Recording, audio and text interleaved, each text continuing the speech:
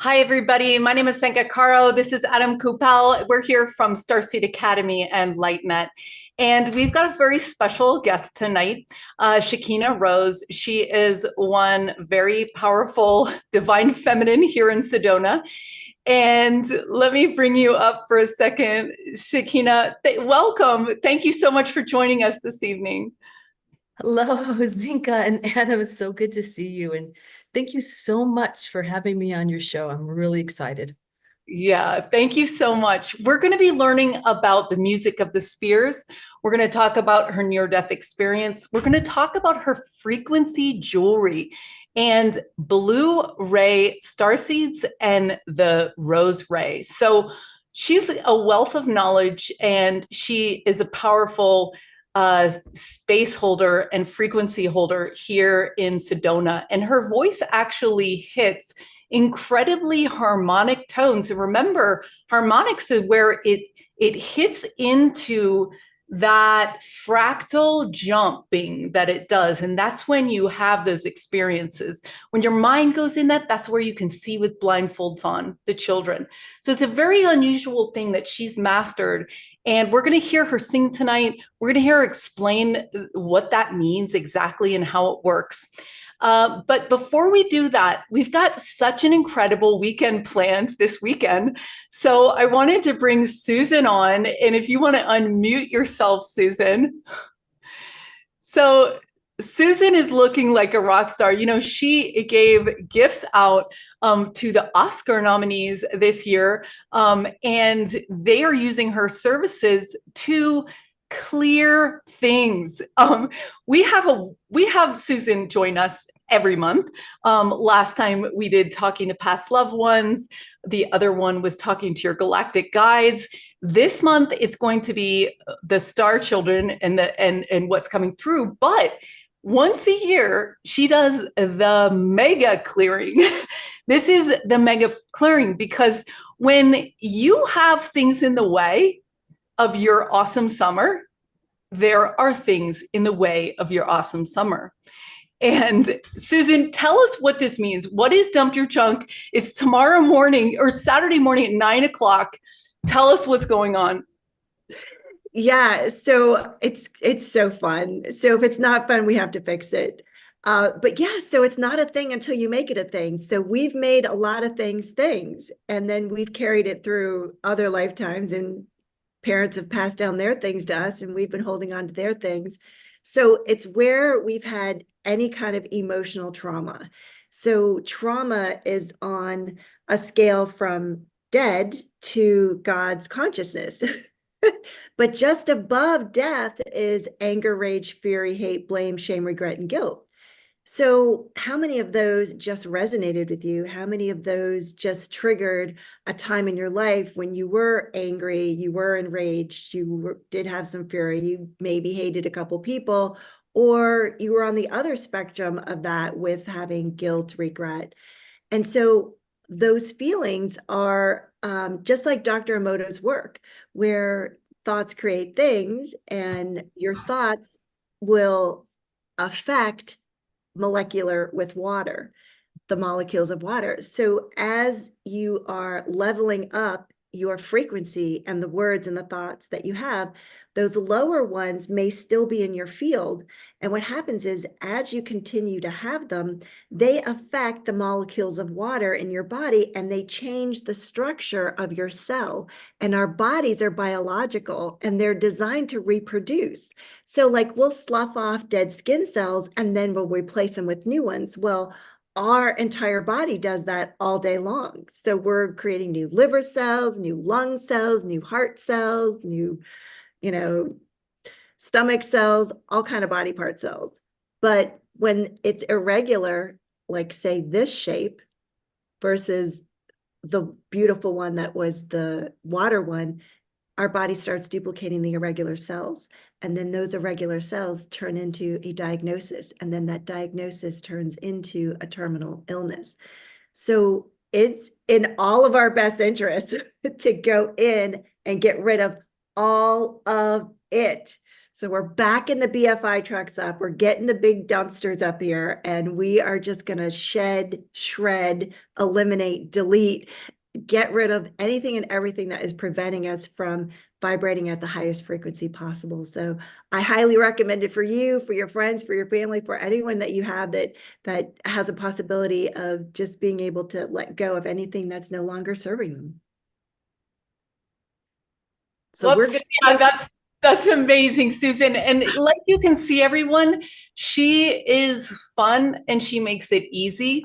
And you just be surprised on Sunday morning when you wake up, because you start to realize that you have shed things that were blocking all the good stuff from manifesting into your life. You're amazing. You are such a wizard. I mean, it's just unexplainable, your work, and we're so lucky to be working with you. And you guys, I'm just going to share my screen for a second. If you go to starseedacademy.org and hit on this calendar button, you can see this. It's $44. Dump your junk right here. We also have Waken Your Dragon this weekend. And we also have a free connection call this weekend as well. So it's 3 big, super cool events. We'll talk a little bit more about it at the end, but this, you don't want to miss Dump Your Junk, because we only do it once a year. And Susan is going to really, really take it to the next level for you guys. Yeah. And can I, it's mostly ladies here. Thanks for welcoming me. But Susan's work is really, it's not gender specific in any way. So if there's a brother, a father, a son, or just a friend that could benefit from really getting the chance to let things go, I encourage you to share it with the men in your life, because Susan's work transcends all of that. And I found it very beneficial myself. Yeah, and Father's Day is coming up on Sunday. So this is a great way to get ready for that. She will cut cords, delete contracts, remove, delete. You will take a bow and you will start something new. It's very miraculous. So thank you, Susan. I am so blessed. Thank you for having me. It is truly my honor to be in service to support your community and everyone here. Yay, she's back on her feet. She is. Wow. She took a little trip to the emergency vet. Yeah. She's doing a lot better now. Wow. So beautiful. I always thought if we had cats, if only a few people had cats, everyone would be like, you have a little lion. And it would just be the talk of everything. I mean, no one would believe that you have a miniature lion. And that's really what we have, that feline energy, that lion energy. So cool. Cool. I'm glad she's better and back on camera. Oh, she's all over it. She's been all over it. Yep. Trying to take pictures. She'll just get right in front and sit right here. Like, yep, not having it. Very cool. Well, welcome to all of our members. Thank you for being here. Thank you to our broadcast partners, Portal to Ascension, New Realities, and Shekina. Okay, so one of the things that I want to start out with is this NDE that catapulted you into these sacred sounds that you make, and it's almost like you're an angelic reminder to people of this, like, even if our heads can't understand it, something about music is really unlocking and activating. Tell us more about this. So I had a near-death experience. It was around 2006. And I got ill, and what happened was I was going to go to the light. I had food poisoning at the time and some other complications. So I was by myself, and I went to the light, and I was at the light for quite some time. And I really don't know how long, because I was by myself. And I know that it was hours and hours that I was in my room and on my bed and not, feeling well. And when I was in the light, I was communing. It was we were just telepathing, and I was experiencing the light, and a lot of things happened in the light. And I checked into my family. I got to a point, I mean, being in the light so much that I was experiencing so much of this resonance, this experience of home, that I was going to leave. I was getting ready to step into the light because I had did all the things. I was able to talk a lot. I was able to commune a lot with the divine. I had plenty of time. I checked in with my family. I checked in with the people that to make sure that they would be okay if I left. And you can do that there, and you can do it in a really fast way, but you can also do it in a kind of a holistic way, like 360, like all at once. And I realized that everything would be fine. Like everybody on the earth would be fine. So I was going to take my step. And there were things that happened there was more that happened that happened while I was in light. But I was ready to take my step. And I was at the line of the light. And I knew that if I had a body here, I had a body up there, and I had a body down there, because I would go back and forth at times.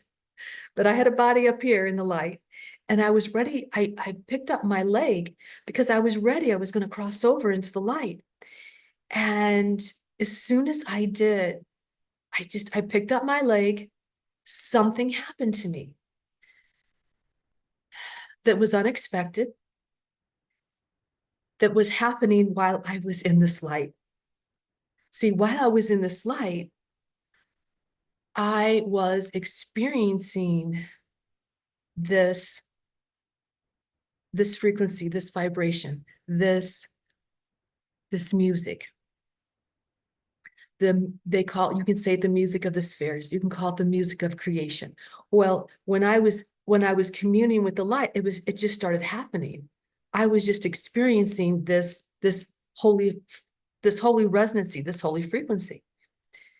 So I'm going to take my step, and something like from my soul, it was from my soul, just came over me, like from the core of my being, from my heart. And I just said, I feel like I said it out loud, actually. I said, I want to sing in the language of light. Not knowing what that was, what that meant. However, because I had a reason to come back on this planet, I came back really quick. I mean, you just plummet back into your body.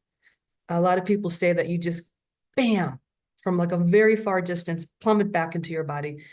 Now, I wasn't fully conscious because I was having, problems. I wasn't fully able to just be conscious and aware.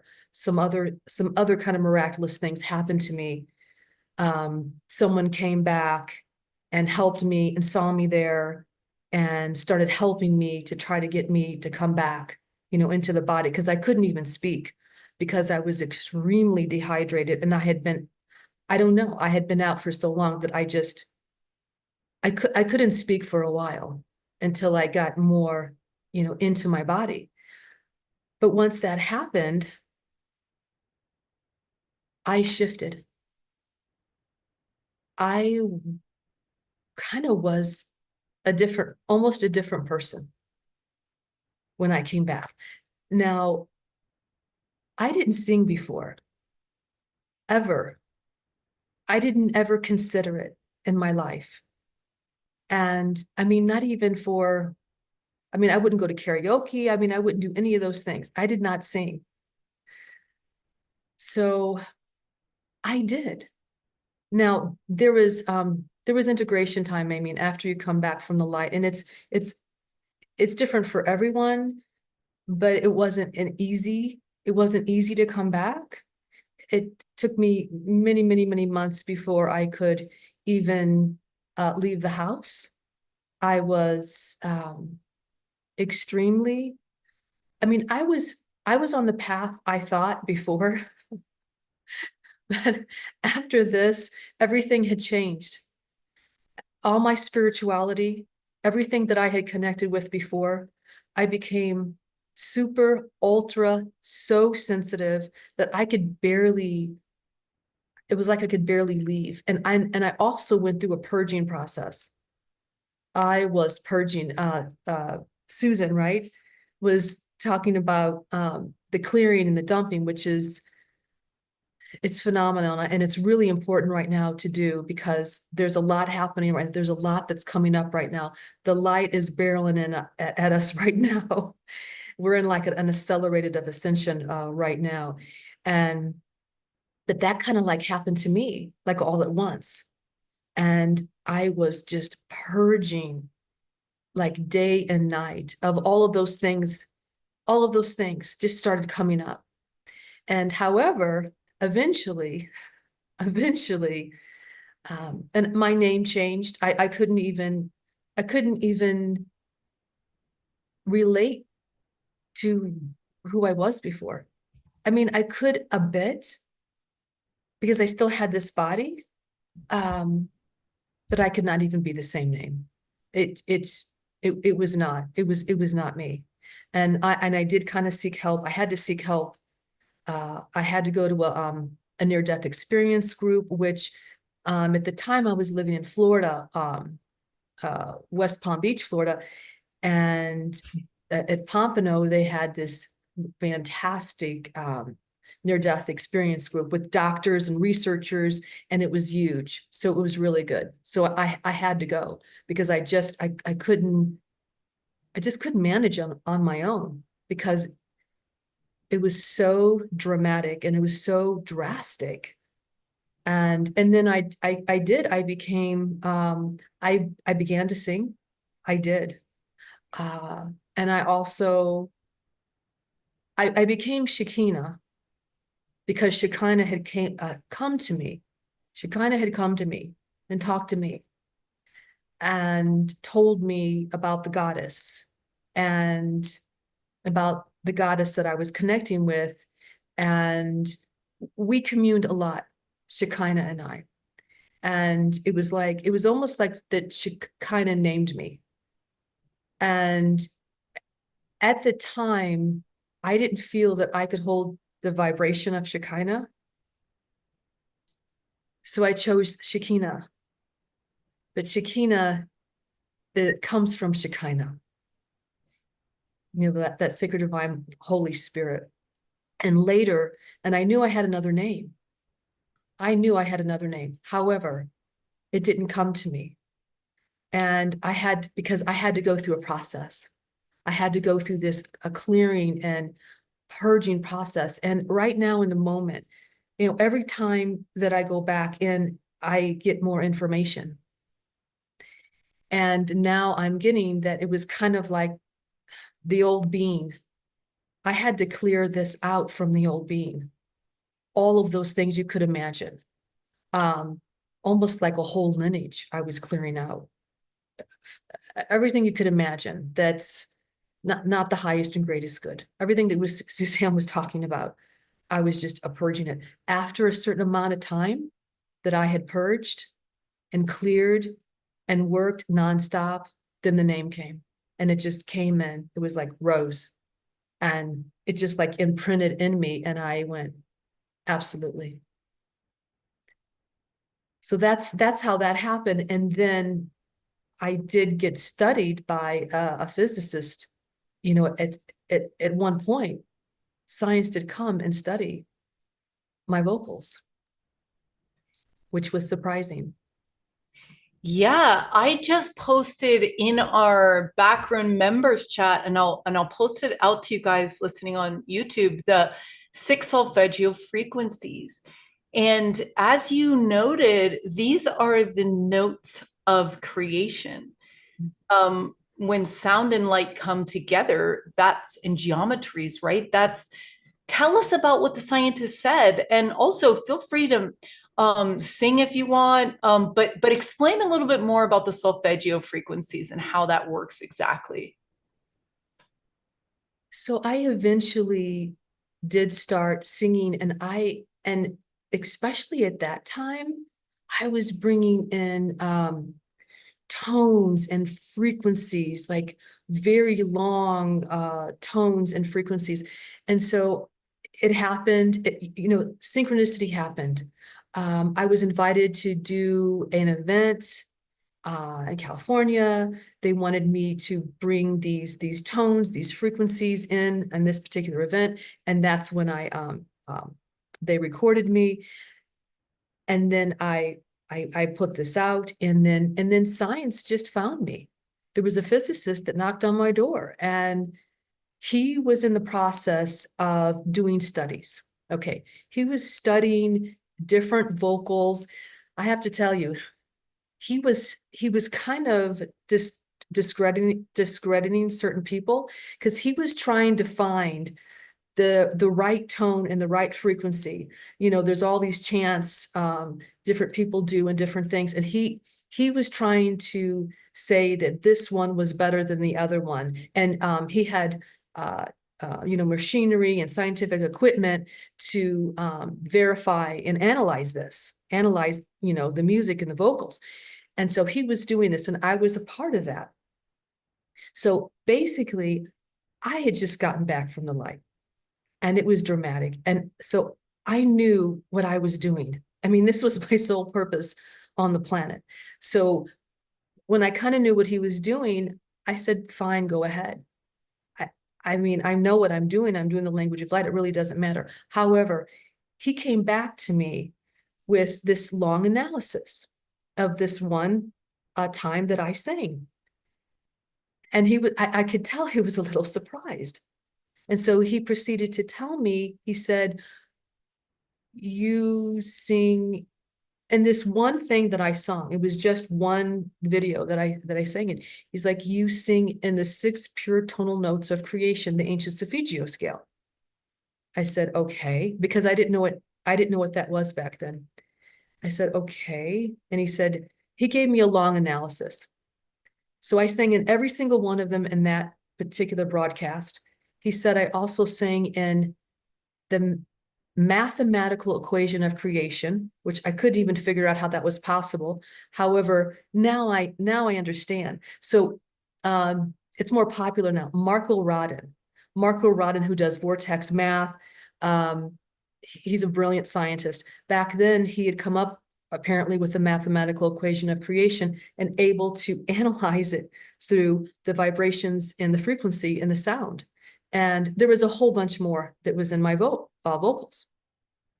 And I said to him, I said, is that good that I'm singing in this? And he said, I said, what is it? And he said, yeah, it's good. He said, all he said to me, he said, go online. Okay. He gave me some information. Go to this place and look it up. Find out what this is. All he said was, well, just keep doing what you're doing. So I've come to know about the ancient Solfeggio scale and what it is.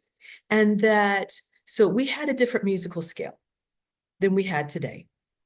And this musical scale, that's why we had Mozart's music was to that scale, because that's why even today, that music, it does something to you. It's incredible. So also back then, before the 1600s, they sang the Mass in Latin in the church. And the Mass was sung in Latin because it was sang in the ancient Solfeggio scale. And I mean, what this does is, this is like brings you to your God essence. This brings you to higher consciousness. This is actually DNA repair. This can actually bring miracles. This can like shift things in your life. This can just change it. Like it can actually change negativity to positive energy. Now, what happened, and there's a reason why that is, because everything is energy vibration, and energy and vibration is recorded, it gets to a molecular level, the molecules. Energy and vibration affects our molecules. And in our molecules, there's like 70 receptors in our molecules. And so this frequency and vibration can vibrate our molecules. And these molecules, this vibration can go through the molecules, and then the molecules can open up to the chromosomes and then go straight into the DNA. Our defined original blueprint. So that's pretty incredible.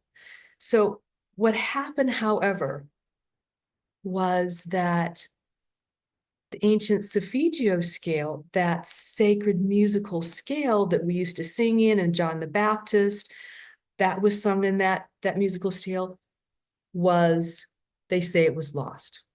In the 1600s, it was lost. Now, there's information that the church and a pope changed the musical scale around the 1600s because there was political unrest and spiritual unrest and things going on. However, so what happened, thank goddess, was in the 1970s, a doctor named Joseph Polio was doing research. He was a researcher and a doctor, a PhD, and he rediscovered the ancient Solfeggio scale. And then, but when he crossed over, Dr. Leonard Horowitz took over his research and really brought it back into our lives. You may have heard of him. He wrote a book called The Healing Codes. And now, because of him, because of this rediscovery, and I don't think it's perchance that happened. I believe that this was supposed to happen, that we were supposed to have these frequencies again. And here I am, how in the world, if I had never sung in my life, I don't know anything about music, even to this day. I really don't know. I can't tell you what a key is. I can't tell you that this is a key. I just don't know. How is it possible that I can sing in this whole ancient Solfeggio scale? And I'm grateful now that this scientist came knocking on my door to try to discredit me, because he showed me something, and it kind of blessed me. That blessed me. I'm like, here's science, unbeknownst himself, blessing me and saying, okay, you're singing in this, because that's a little helpful with what I'm bringing, forth, because there isn't, language and words. Now, even the Gregorian chants weren't really words, but they were these tones, and there was these notes and the oscillating back and forth, and that does something to you. It's a sacred vibration. And the thing is also about what I do is it's a universal language. So it's not for English people or it's a universal language, because when you're up there, that language was universal. The music of the spheres of creation is for everyone, and everyone can understand it and experience it, no matter who you are, what you are, where you come from, what language that you speak, what religion that you follow or don't follow, because it's this frequency vibration that unites us all. Yeah, and that's absolutely amazing. So cool. We got a in the chat here in one of the YouTubes the Arabic and Hebrew languages actually have some of those tones in them, which is designed to be sacred. Right. So I wanted to move into a different area, if that's okay. Unless you wanted to Unless sing. you wanted to sing. Do you want to sing? Let's see what comes. Okay. We'll go back to you, Adam.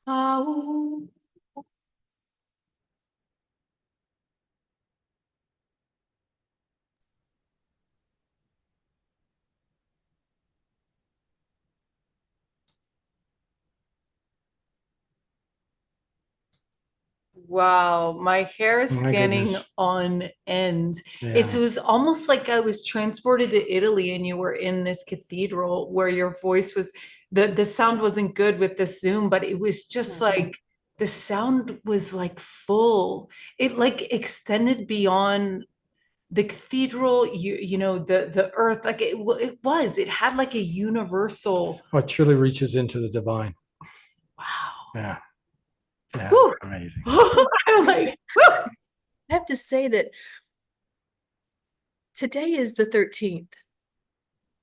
And on the 13th of every month, the Sisters of the Sacred Rose, and many of us that honor the sacred divine feminine, we honor the goddess and we connect in the rosary on this day of the 13th of every single month.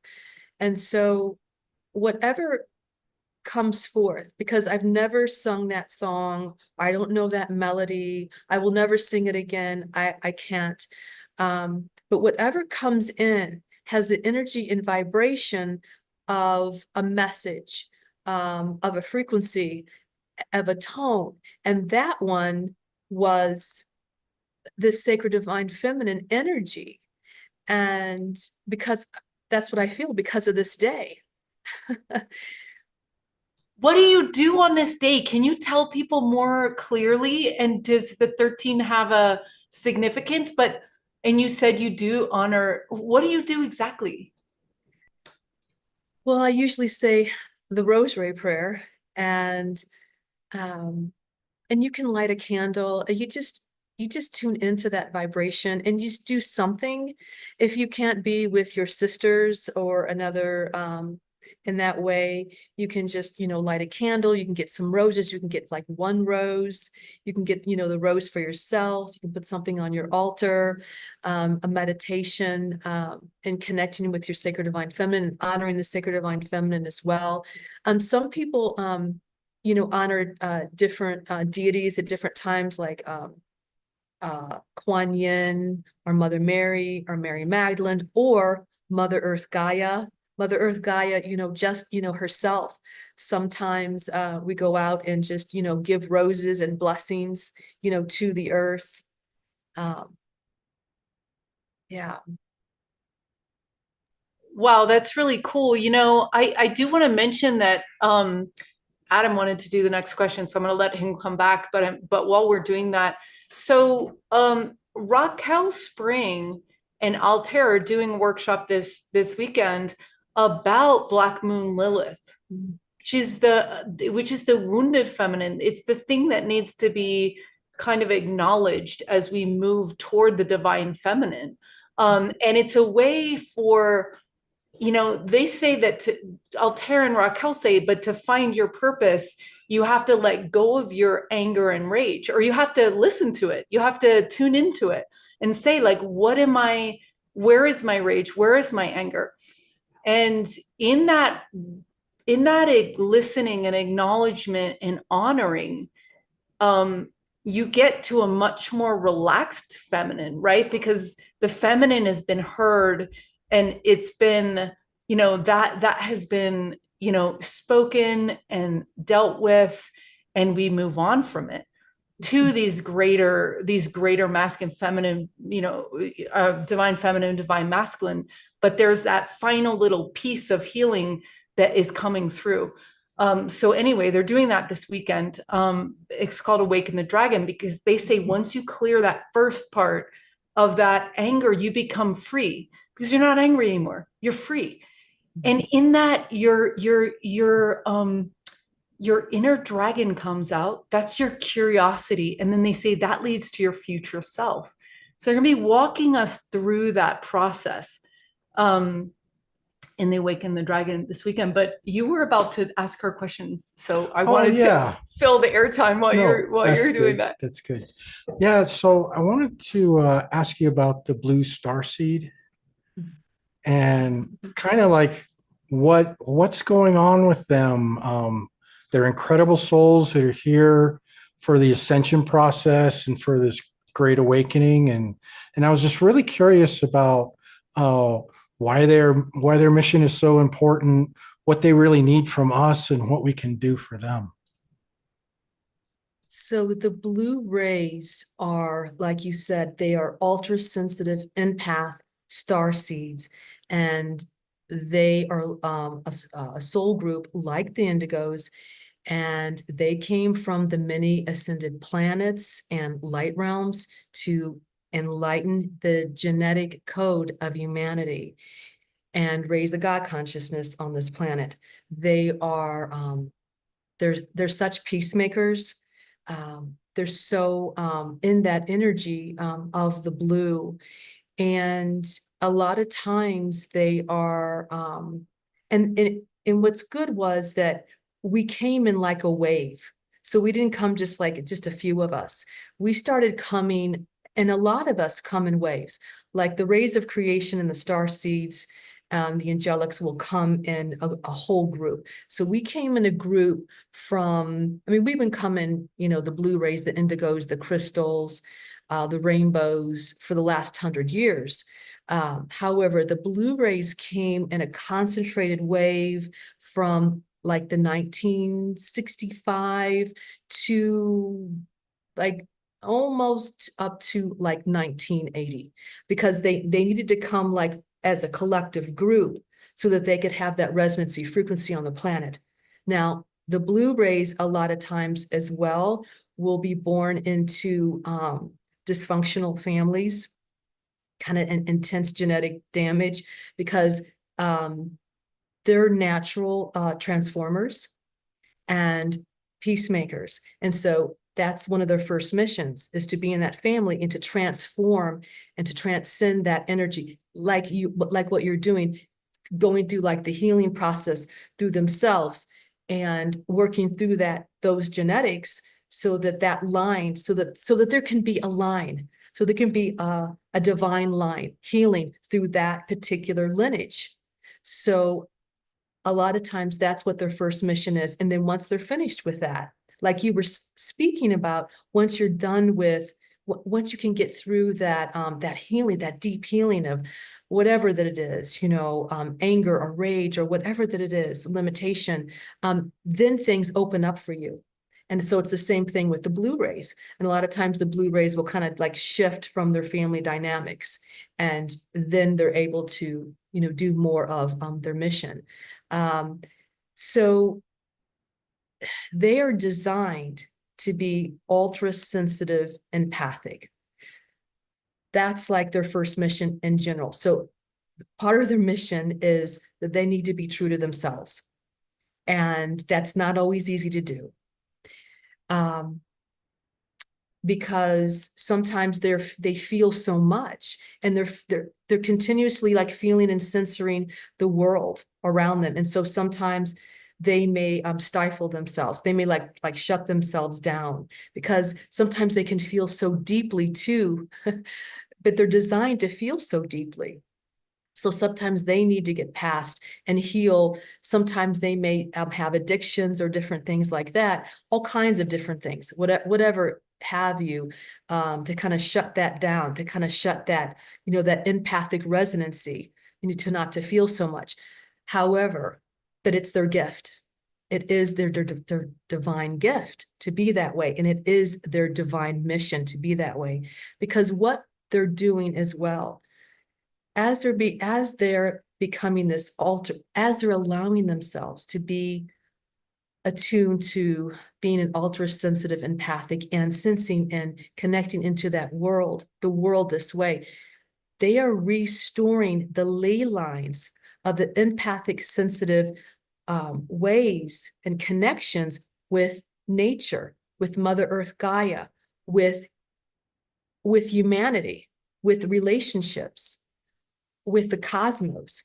I mean, it's reestablishing those connections by being true to themselves and not shutting it down, because the Blue Rays are here. You're a Blue Ray and you honor the sacred divine feminine. That is also your mission. You do it through the sacred divine feminine. There was a need and there was a call for that particular energy of that specific healing of the Divine Mother, of the healing of our divine original blueprint, for us to continue on with our ascension and to clean some things up in our family lineage. And so that's what the Blue Rays are here, and that's what they're doing on this planet. Well, thank you so Thank much, because when you talk about your NDE and the experiences you've had and how strong it was for you to actually start to like, wow, this happening, I have a new name. Like, I mean, you were so courageous. And like you talked about, it's like, oh, well, I'm supposed to bring this thing, but thanks for following through. And thanks for having the courage to be like, wow, this doesn't make a lot of sense to the status quo, but I have to do it anyway. And now people are catching up and people are really seeing that. But I just want to honor you for being this like honest. I mean, your honesty and your just like, this is how it is also very encouraging to other people who are looking for the how. And I don't think you have a how. You just go, this is how it is, and you're doing your stuff. And I'm going to share your website right now. If you go to shekinarose.com, she's got a tab up here that says Blue Ray and the Blue Ray Transmissions blog. So this is where you can go and read more about this. It's super fascinating. I was told I was part of a platinum ray too, that I was supposed to beam healings to large cities and things like that, which I do occasionally. But this is just so fascinating. The other thing I wanted to ask you about is this frequency harmony or pendants that you have up here. Because as you said, you didn't really know about the math or the science. You're like, well, I'm just singing. I couldn't sing. Now I can sing. I don't know what pitch it's going on. And this guy's like, oh, just keep doing it. But talk about your frequency, your jewelry, and how that works exactly. So I've had I've had a few different, I've had a couple of near-death experiences. And what happened is, as I would have these near-death experiences, and that's all for me. The next one is I'm actually leaving. As I was having them, sometimes every time that I would have them, I would shift in the music of the spheres every single time. Because in the first time I said I wanted to sing in the language of light, I was doing way more tones. And then my last two near-death experiences, when I came back, they said, sing. So, and because I can sign in the language of light, I can tone in the language of light. I could speak in the language of light, but they wanted me to concentrate on singing it. So that's happened after my latest two. But it also put me in this state. It put me in a different kind of state that I was like more interdimensional, like I had more connection to the realms for quite some time, which was also not always easy, having continuous visits from extraterrestrial, interdimensional beings and ascended masters all the time. But it was here in Sedona. I had this experience. I was on the mountain at Cathedral Rock Vortex. I was at a private area at Cathedral Rock, and I was high on the mountain, and I was with another person, and no one came around here because this was a private area. There's many private areas around Cathedral Rock, down Verde Valley Road. And I was with another person, and here this person says to me, look, there's a ship there. Look what's going on in the sky. And on that particular day, it was completely a clear blue sky. There were no clouds in sight. And also, this is a place where you're on a side more residential. Planes don't come over here, okay, over here. So we were looking at this ship, and this ship starts, it was very odd, and it started coming closer to us. I got frightened because we're high in the mountain. It was getting too close, and it was odd. It wasn't just going really fast. It was like wavering, like wobbling, kind of slower than like an airplane or something, and coming straight towards us. I was a little frightened. I hid. I decided, well, my friend's out there. I'm going to go look at this. I'm going to look at the ship. So the ship it got closer. It was a silver cigar shaped ship. It got closer and closer, and it was so odd. It was like hovering. It was like hovering. And we stared at it, and all of a sudden, we're just staring at this silver cigar ship, and it just vanishes into thin air. Now, I realized it went into the other dimensions. Now, being in Sedona and being on this land as much as I have, I've seen ships, and I've seen them come and go and just go out of the dimension, especially here in Boynton Canyon. So as soon as the ship vanished, this hawk comes barreling up the mountain and flies right over my head, like so close that I could feel it. And I got the goddess bumps just talking about it. And I heard a voice, and it said, "Pay attention." And so I did. So what happened was, I tuned in, and I took all my focus and all my attention, and I really connected, and I tuned into that ship. And I wanted to know what that ship was about. Who were these beings on the ship? Who were they? So I did. I just focused all my attention, and I zoomed into that ship, connected telepathically. And I asked, "Who are you?" And I got an immediate response.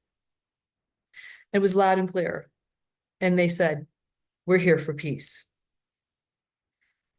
I was a little taken aback, but something happened. Like there was a connection, because they were reaching out to me, but I made the connection. And once that happened, once we connected, then something started happening to me. And what started happening to me is I was getting these blueprints, these sacred blueprints that were coming one after the next, after the next, after the next, after the next. And they're like in my mind's eye, and they just keep coming. And they are blueprints that I can't even fathom. These are blueprints of whole crystal cities to create. These are blueprints. I mean, I can't keep up with it, but it was just blueprints that were of the highest order for humanity. It was blueprints that would eliminate all things that you could imagine. Anything that we needed, there was a sacred technology that was coming in that would empower humanity. So this was happening to me, and it was also intense as it was coming in one after the next, continuously. The energy was building within me, and I didn't know what to do. And there was a point where I thought, can I stop this? Because I can't do this anyway. But then I had another thought. It was like a higher thought. And this higher thought was, maybe this is a way for these sacred blueprints to get here on the planet. And without notifying, organizations or institutions or corporations or governments, maybe it's a way. And perhaps, of course, I don't have to do it. Maybe it's for other people to do when they're ready, their mission and their purpose, but at least it's on the planet. So what also happened is I just was guided to start making technologies. So I got copper, I got crystals, I got different things, and I started creating. And when I did, it started to feel a little better. And the more that I created, the better that I got. And eventually it got to a point where it slowed down. Now it was many, many weeks for this, but I had to create, and I was creating like in a frenzy in the beginning. I was creating like 3 technologies all at once. I had no idea. I would just create them and allow them to flow. I needed the energy to get out. But what happened was, we were communicating. I was communicating with what I feel are, because there was a woman, a Pleiadian woman that showed up in my place. She literally materialized, and we started this connection and this communication, and they and I saw their ship again. I would see their ship after that. There it was. I would see it. And a lot of times before I would see the ship, I would see doves. Doves would come. When the doves would come, I would see the doves and like, okay, they're around me. They're there. And then I would see the ship. So we were in communication, and they started working with me. And so I started making sacred technologies. And the first one, the official one that I made was the star resonator. And it's up on my site. Now you can if you go to my store, you'll see what I have now and what I do now. If you go up to the store. I was just looking at okay, so yeah, just go to the store. Oh, right, store. Yes. That wasn't obvious to me because I was trying to get on this, and I was just looking at your pictures too, where you have these on, which is really cool. I saw you wearing some of these. Okay, here they are in the store. So okay, these these are really so cool. keep going up. So these have evolved. So the first, if you keep scrolling up, you'll see what what is evolved. Oh, I see. Oh, gorgeous. So the first one was the star resonator, and that was to help the star seeds to connect to their origins and the rays of creation. Basically, they just opened the realm and said, make this. So I made a couple of technologies, and I started to, it's like I knew how to do this. I knew how to make these sacred technologies. And so they started to evolve. I made the star resonator first. I made the universal frequency harmonizer. Then I made, the last one that I made are the radiant codes. So all of these pretties that you see here, the Ascended Masters came to me and they showed me, we had a relationship, and they actually showed up in my my room and gave me a communion. And they showed me the Swarovski crystals. I didn't know about the Swarovski crystals. And they said that they have a certain kind of light spectrum that would be good for me in my work. So everything that you see, I've been able to create everything, all the pretties that you see, these Swarovski crystals, they are a sacred technology. They all have the radiant codes in them. They have the creational code of the harmonic frequency of heaven in them. And so what they do is they hold your sacred divine blueprint, because 2020, it was time for me to make another technology. And I had about 5 technologies going at the time. And I decided to say, okay, I'm going to let spirit tell me which one I'm supposed to bring in. And they said, you bring in the radiant codes, because the divine original blueprint is being tampered with. And these are the codes that are going to hold the sacred divine blueprint. They're called the radiant codes.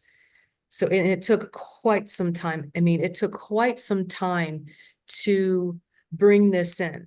I connected through the sun, and I had to get through the dimension, and I had to be able to bring this through here on the planet. So now each one of these pendants that you see are the radiant codes, but they have a specific energy as well. I get the liberties now to take the radiant codes and put them into things that I also am connected to. So like the angels. So like what I have on right now is the seraphim wings of light. And so this helps you with channeling as well, connecting to the angels. And some people, when they wear this, they have like a download like immediately, or they are able to connect with the angels. And also in the sacred technology, because they're frequency jewelry, I know that they look pretty, but they are actual devices. And a lot of people use them for healing, for activation, and their practices as well are just wearing them to feel better and to feel connected, because they continue to work with you. They will uniquely and individually work specifically with you. And also is in every single one of these pieces is a Sedona white light singing crystal, because the Sedona white light singing crystals came to me about 4 years ago. And that's a whole amazing experience. They showed me who they were. They started to materialize. And they wanted to be actually these crystals that are in Sedona. I know you don't see crystals in Sedona, but they exist. And they told me that they wanted to be a part of the sacred technologies. So they are in even this one, they're in every single one. The Sedona singing white light crystals. The story of all of this, the singing white light crystals and all of these experiences, actually, I just wrote a chapter in a book. There's a book coming out called The Beans Book. The Near Death Institute has produced these different books on near-death experiences, and I'm going to be in one of their chapters that talks all about what happened. Wow, that's so cool. Adam has a question, but I just wanted to say that, with Lynn McTaggart and, Joe Dispenza and all these people who are doing these miracle hearings, there's all this whispers in the background that there's actually blue beings that show up to kind of do the healings. Mm-hmm. And in a way, I was like, when you work with a healer like Susan this weekend, or like you, or like Adam and I, we've actually been doing healings. It's almost like you're bringing in the crew that they ride with. And so it's almost like your jewelry is saying like, okay, bless this person, watch over this person, connect this person, and there's this whole other, thing, because I mean, that's just my theory recently, because I heard that in Lynn McTaggart and Joe Dispenza, they're seeing all these blue beings. And I'm like, well, who are they? How does it work? And people like you who have spent the time to develop relationships with Shekina, Shekina, right? Shekina. You know what I mean? It's those years, it's those times, it's those relationships that you bring to the table when you sing, when you work, when right? What do you think? You're absolutely right. Totally in tuned. Of course, absolutely. I have worked in developing these relationships. As soon as I'm like done, if I'm done with like one that goes on the planet, like this particular the Seraphim Wings of Light that I have on, when I'm like finished with it, and I literally create the whole entire design. So this whole entire design, I created it. And when I'm finished with it, right, it's almost sometimes I put the last, and I put all the stones in, I do everything, right? I put the last stone in, and as soon as I put the stone in, the energy just comes barreling down from the earth, just powerfully. And so I'll hold it because they know, because I'm working with them. They know, okay, you just brought this creation here. Fantastic, we're with you. So I'll take it and I'll bring in the frequency. I'll bring in that song and that tone and that frequency. And also every single piece that goes, whoever it goes to, I do all the mailing myself. So I will look at that person, I will attune it and sing it right before it goes out. Right before it goes out, every single one gets attuned. There's not been one ever that has not been attuned to that particular person. Wow, that's so cool. You know, Adrian from Disclosure Fest, he does those crystal t-shirts and he does it too. Like they pray on the shirts before they get shipped out. So Adam has a question. If you are a member of Starseed Academy, which you can do by going to /join Starseed Academy, you will get in the backstage area with our other members who are here tonight. And this last half an hour is dedicated to you guys to answer your questions. So if you have a question, you can raise your hand and then we'll call on you. And Adam's got this question coming up. Yeah, I'm going to kind of kick it off. So in the beginning of your talk, you left, you came back, and then one of the things you said is every time I go back. And I wondered if you could talk about what your process was for doing that. You mean every time I have a near-death experience, I go back to the light? I don't know. You just said every time I go back. I go back, yes. Know what you meant. That's what I mean. I know other near-death experiencers, and actually I started a group here, a near-death experience group. It's actually me and another individual, and she's a heaven's ambassador. So she goes to heaven. When she leaves, she goes to heaven. I never went to heaven. Now, because I've been in group with her and because we pray together and because we do attunements, I've been able to connect to heaven, which was nice. We all go to different places. It's just depending on who you are, where you're from, where your soul's evolution is at the time. I mean, when I was in the light, I saw heaven. There were 7 heavens. Apparently there's more, but I could see them. They were over here. If I looked over to my right, I'm like, oh, that's interesting. Heavens are over here. We got creation over here. I always go to the light. And I don't go through a tunnel. I just go there. And there I am in the light. Every time. So that's what I say when I go back, is because it's like you're going back home. So when I go back home to the light, that's where I go every time, is to the light. Okay. All right. Thank you. Very cool. Susan, if you could unmute, I'll bring you in. Welcome, Susan. Hello. Well, I'm so grateful to be here. As soon as I saw Music of the Spheres, I jumped on this one. I had to be here. I've been blessed. I had a near-death experience at 2, and I actually crossed over. I was in a coma. The body was in a coma for 2 weeks on life support after a vaccine. But I didn't know about that until 2013, what had happened there. I just remember getting this needle, and then I won't get into the long part of it, but I do remember crossing over. And what you were saying is exactly the music. It was phenomenal, the sound and the music and the tones. So I'm just so moved by this. And later in my life, I met my spiritual guide, who was a musician as well. And he taught the music of the spheres to the singers called the Starscape Singers. And I was blessed to be their videographer during the 1980s in these rehearsals as they were doing them. And I was working on the productions when they were performing as well in the back room. And so there were a lot of many experiences of that. And then I had fourth stage colon cancer, and I had 2 weeks. They told me I had 2 weeks to live in 1997. Mm. And so after I was at the hospital having a session, and the doctor was wanting to take me in immediately to have my entire colon ripped out. Mm. So as he went off to book the surgery, he said, "You'll be dead in 2 weeks if I don't do this." And so I started praying.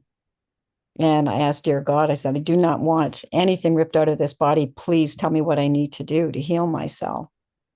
And miracle after miracle started happening from that. And it had a lot to do with this music. He came back from looking 15 minutes later, and he said, "I don't know what's happened here. I've never seen anything like this." "I'm really, really sorry." So the surgery room is booked solid for 3 weeks. He says it's never been booked more than one day in the entire history of the hospital. I said, "It's okay. Everything's for a reason. It'll be fine." He was afraid I would never survive to come back in 3 weeks. He thought he'd be dead. So I said, "It's okay." But then I started to remember one of these rehearsals where they were doing this thing called the fire mass. And I think you'll be interested. I put the link in the chat for you. And so the one thing I was remembering was one of these rehearsals where there was a woman who I was on the camera, and she was sitting beside me, and she had fourth stage cancer. And at the end of this, I could feel her energy. I could see her aura was gray. And at the end, they were doing the fire mass, the Kyrie, and it was so powerful. I could just feel these energies, and I kept sending love over to her. At the end of the rehearsal, I stepped behind her, and the conductor came walking up to her. And she said, "Mr. Mills, I'm just been diagnosed with terminal cancer, and they told me I have 2 weeks to live. And I don't know what to do." She said, "They said they can't do anything more for me." So he embraced her, and as he embraced her, the whole room filled with this golden light. And he's looking me in the eyes, and he has these very turquoise, sparkly eyes. And he said, "I always rejoice in the wholeness of being and the fullness of perfection found only in reality." And I remember this. I was driving home. That was 1984, and I'm driving home in 1997, remembering it and reliving it. And that energy, the power from the solar plexus radiated out. And then I got home, and miracle after miracle happened. And I was completely cured. When I went back 3 weeks, I was in complete remission, 1997, and have been since. So I've shared my story with many, many people and who've asked. I only share it if somebody asks for it. And so my doctor asked me if I would. And I said, sure, I'd be happy to. And then I didn't see him for 3 years. And I never heard from the people after I shared the story. And I ran into in his store, and I said, "What happened to all those people?" And he said, "Oh, they're all healed, even the one with lupus." Well, I didn't know somebody had lupus. So he said everyone had come through. So I've been sharing this from then. But the music of the spheres, what you're singing is that healing. It's a healing ray. It's the ray of light. It's the ray of love. And it is that. It is all that. And I'm just so honored to be here with you and to hear your story. I want so much. So I'm just wondering how you can, if you can share where it is that you go to when you sing those tones. Is there a place where you go to before the tones come out? I want to thank you so much for sharing what you shared. I'm so glad that you're here, and I'm so inspired by what you're sharing. It's so important that we share. It gives us validation. I'd like to be in that group. I'd like to be in the music. I want to be in the music of the spheres group. I feel that We need to create that. So it's very interesting, what you were asking, because I mean, I have sang happy birthday at certain times because it happens in our lives, right? You have to sing happy birthday. So I know what that's like. When I it's different at different times, but when I sing, this is what it feels like. I feel like I'm singing up. Like I have to go to this place up here. Like, because I know there's music here on this planet. And I mean, there probably has been a time by myself that I've sang a Michael Jackson song or something, right? So I can tell the difference.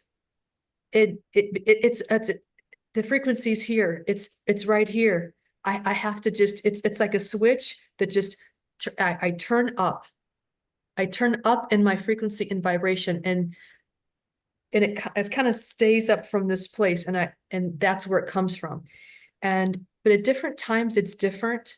It's always depending, because if I'm working with the client, then I'll bring in what's needed at the time, or I'll bring in to open up the field or to connect the field.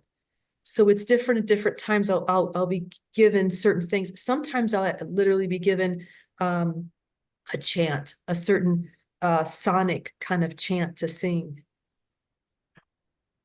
Wow, that's beautiful. Thank you so much. I'll put the link in the chat to the organization where he's from, and with the Starscape Singers and the KGM Foundation, so you can connect and see the music as I well. would love that. I And would love that. I appreciate that. Thank I could you. even introduce you to some of them if you're I ever would love that. one of the singers. Okay. Very cool. I love that the doctor was like, "Oh, tell people about this. This happened." So it's like even he was surprised. That's so cool. So we'll probably have room for one more question. I know I have another question about this city of light and what you see for the future of Sedona. But while we're seeing if there's other questions from our members, we call them collaborators, I want to share the final thing of what's going to be happening, because Shekina Rose is coming back with us to do a masterclass. And she's going to be doing this with coffee, because I'm going to be on a silent retreat this week. So it's going to be really amazing. So in 2 weeks, on the 27th, which is one of my favorite numbers, like yours is 13, this is going to be extremely special. So if you're not a member, for 144 a year, you get 72 events, including spoon bendings, all these different things. I also want to remind you, so if you're starseedacademy.org/calendar, dump your junk with Susan is this big summertime clearing, kind of like you would do at the beginning of the year, but it's a time to do it now so you can really enjoy and just get rid of anything that doesn't serve. It's going to be awesome. We also have this Awaken Your Dragon with Altair and Raquel, which is going to be an astrological deep dive into also clearing and finding your purpose. That is what it's designed to do. We also have a community connection call, and we call this like a synchronicity call, because it's free. It's a way for you guys to get introduced to the community. And we put people in groups of 3. And what's absolutely miraculous is that people always meet who they're supposed to meet. Like, there's weird synchronicities happen in this vortex, this intentional spot that we have created. And it's an hour long. We rotate the time. So it's going to be Sunday from 3 to 4 PST. And Adham is going to be there, and it's absolutely magical. If you're in Sedona, we're going to do our platform launch party, where we're going to be demoing the new software in LightNet. We're going to be introducing the Purpose Lab, the Addiction Lab, and the Fashion Lab. We had a Fashion Lab meeting last night. It was so fun.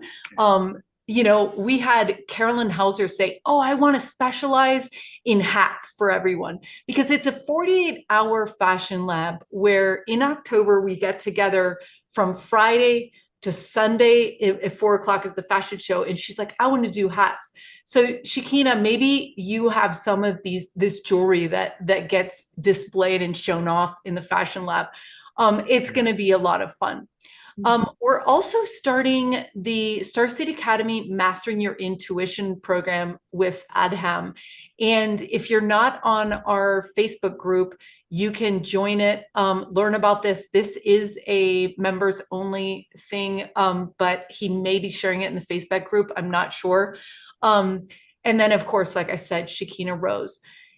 I just wanted to also mention that when you go to the homepage here, starseedacademy.org, we have just refreshed the main picture here because in 4 weeks, we're going to be starting our research teams. Off-planet remote viewing with Alan Steinfeld, rapid intuition access with Oracle J. Coffee's going to be doing Starseed channeled art, and she's here tonight, so maybe she pops on for a moment to talk about this. A brand new program we're doing. It's almost like music, but it's with your eyes, right? So you're going to be channeling, activating artwork. Adam is running the Waking Induced Lucid Dreaming. So this is incredible research. We've had miraculous things happen in our teams. This is going to be a hybrid course. So if you're in Sedona, you can do it. And this is only 8 participants, 8 to 12 are admitted to each team. So if you're interested, learn more there. We also are going to Japan in September, and we just posted this up today. Coffee posted it. So if you're interested in going with us to Japan, we got flights for about $1,000. So it's steep, but it's a chance to go to Japan, right? It's a long way. It's a long way. So it's going to be really cool. It's outside of Tokyo. And it's going to be miraculous. We've got all sorts of people joining us, and I'll show you. But anyway, awaken your. Oh yeah, and the Japanese people, it turns out, are really into contact. So the opportunity to share a contact experience with another culture, where you're making contact with another culture, and together making contact. I think it really ushers in this new sense that where I live is Earth. Yeah, so Rupert Langdon is going to be there. There's going to be all sorts of interesting people.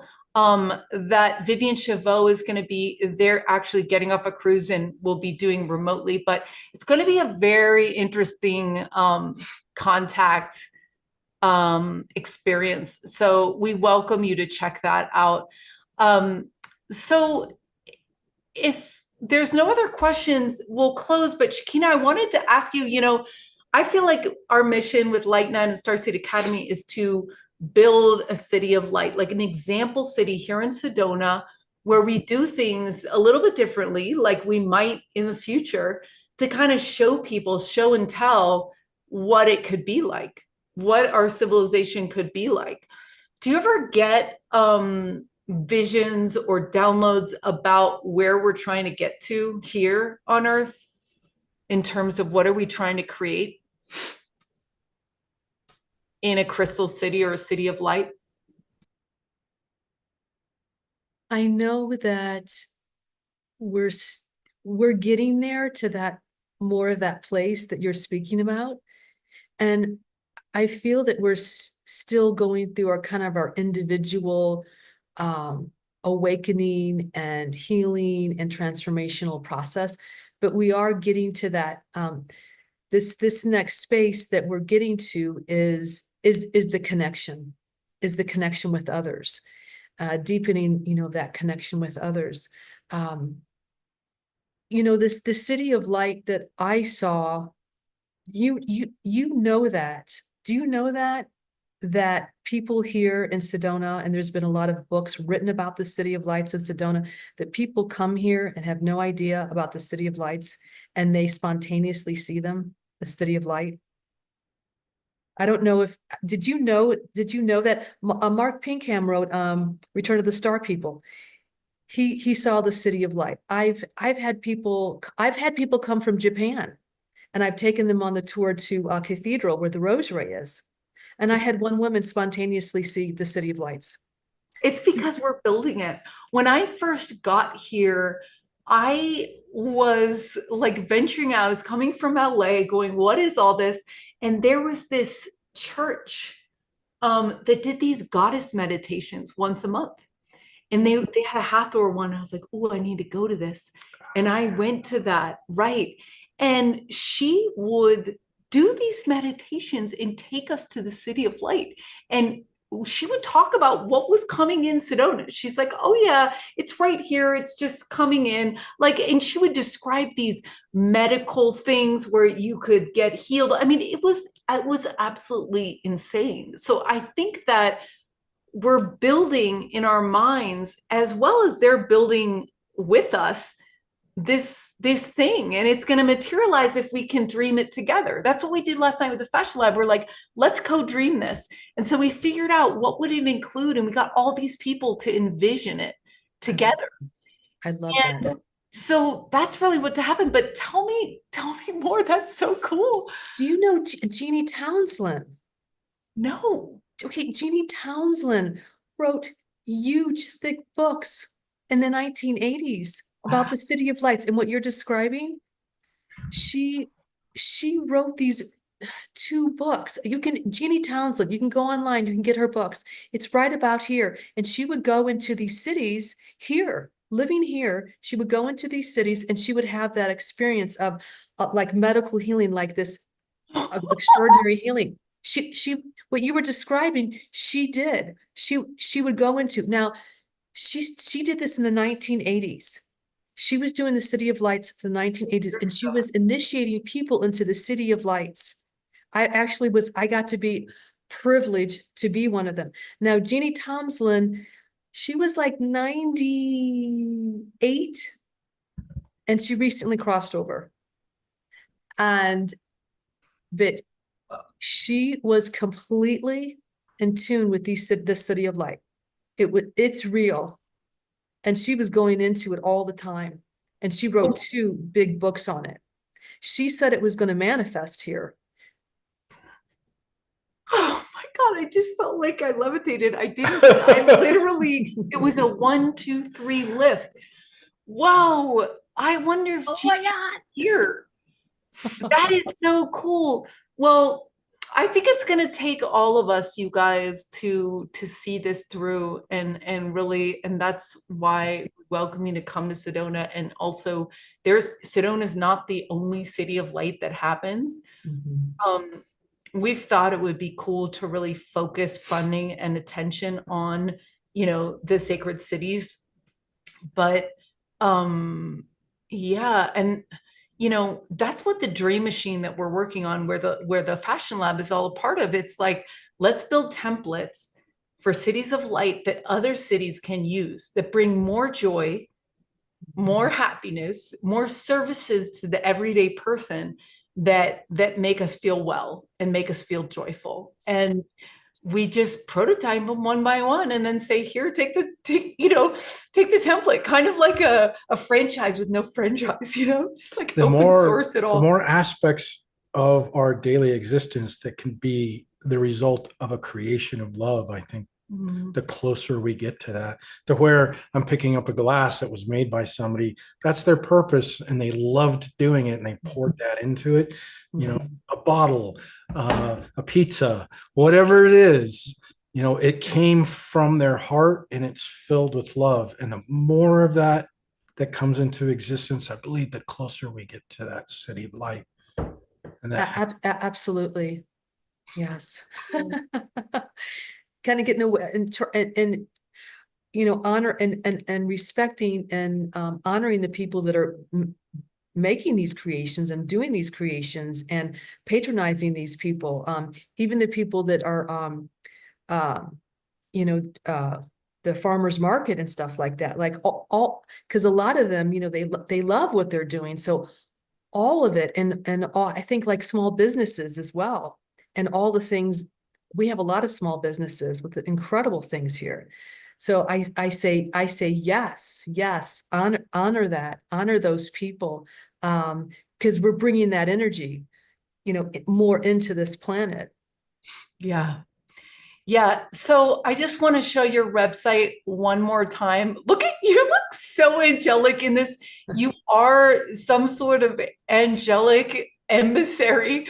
So thanks for coming back after your NDE. Thanks for returning to bring what you're bringing and doing it with such truth and ease and grace and the feminine, divine feminine. So yeah, there's all these different cool things you can do on her site, shekinarose.com.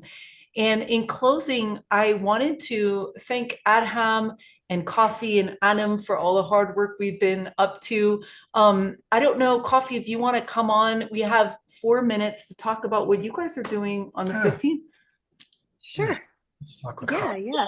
Coffee, you're the artistic version of music, right? We were just talking about that. Yeah, I know. I've been here the whole time. I've been watching. It's been beautiful. Thank you so much, Shekina, for everything that you've brought here tonight. And yeah, I'll share a little bit about my class. So channeled art is something I've been doing since a very young age. And it kind of, this idea to share it with the world came about after I'd been working here with Zenka and this wonderful community. I felt like, tapping into our divine creativity, it's just something that is so, it's something that's so human. We have a birthright to do this. And if you're not able to do that, like if there's blockages that are coming up, come join my class, come join, this LightNet community, because we take these groups of 8 and we're able to just totally shift like in learning ways, and it's super fun. And we're going to channel for each other. We're going to channel art for each other. We're going to channel from our dreams. We're going to channel our shadows. So we're going to remove those kind of blocks. And then we're also going to, bring in some extraterrestrial divine energies as well. And you honestly don't even have to be good at art to join this. It can be any medium, because we just want to, untangle anything that's been suppressed inside of you to let that creation flow out of you, because it deserves to be seen. Your creation deserves to be in this world. So yeah, and that I'll put the thing in the chat here, the link. But yeah, thank you guys. starseedacademy.org/coffee. And Michael happened to be here, and we have 2 more minutes. So yeah, we'd love to have you talk about the incredible work you're doing, in your research. So recently we have started a lab, and we are working towards finding the most efficient modality to be able to structure water, and as well as be able to get it to maintain its structure, as well as being able to find ways to imprint particular frequencies into the water. That way we can actually start to mass produce that out to the populace. In essence, we're working with different electromagnetic fields and various other modalities, testing and seeing what the difference is whenever water is exposed to sunlight and prismatic effect from different dichroic prisms. And another component of it is also working with some of the I-Taurus vortex coils, which is really interesting. So definitely a lot of movement. Yeah, Sedona is really attracting all these people who are bringing new templates. And Michael it went from a LightNet scholar to a dream machine creator to now he's a full-blown scientist getting paid, working with Glenn Ryan to actually produce water that can heal us and can retain that in a bottle. So it's just incredible what you've done in 1 year, Michael. It's just like, okay, wow. So exciting. And you too, Adam, you've been up to some amazing things. Yeah, well, real quick, we have a few slots left in the Waking Reduced Lucid Dreaming course that starts about in a month. So it's advanced techniques for lucid dreaming. And we've had some really amazing, not only success, but discoveries. And so if you'd like to join in that endeavor, please go ahead and do an application, and we'll reach out to you and see if you're a good fit. And then the other thing we've been working on is lucid living. And that is the effect of taking what we learn as a lucid dreamer and bringing it into the waking state. And so a way to describe that is when we have a lucid dream, when we have a dream, we unwittingly use our consciousness to organize energy in such a manner that we have an experience. And when we lucid dream, we're aware we're doing that. We're using our energy to formulate we're using our consciousness to formulate the energy in our mind, and it creates a world. And then we interact with that world and we have an experience. And so the idea of lucid living is to wake up here and realize right now that you're doing the same thing. You're using your consciousness to organize the energy that's around you to have an experience. And it is very similar to dreaming. So we're working on that aspect as well, and we hope to offer that as a team this coming fall. And I really enjoyed being with you. Shekina, thank you so much for your stories and all you shared. Yeah, thank you, Shekina. I love it. I love that your last name is Rose. I often think of roses, not only is it the highest frequency of any herb or rosemary versus anything, right? It's extremely high frequency. And it also just keeps unfolding. Mhm. So when you guys drop a petal, a new one is there, and it's like the wonder keeps going. You're like, how could this be more synchronistic, more beautiful, more freeing? And so we encourage you guys to just open up like Shekina has to her life, her new life that she had. She just opened herself and got curious and just lived it truthfully. And so yeah, welcome everyone to your best life, because we're all unfolding together. And thank you, Shekina. Do you have any final words for us tonight? You're welcome. Thank you for having me. It's really been a pleasure. And I love everything that you're sharing from your network and what you were sharing. And it was so brilliant. Yeah, thank you. Thank you for connecting with me. And yeah, I really enjoyed it. Cool. So Shekina, we'll see you on the 27th for your members master class. And Yes. all of you guys who want to join, jump in there. If you need a scholarship, reach out to us. Otherwise, you can get her single session or you can do the year. And we have an amazing Father's Day this weekend, and enjoy this weekend. And okay, we'll see you soon. Okay. Okay, bye.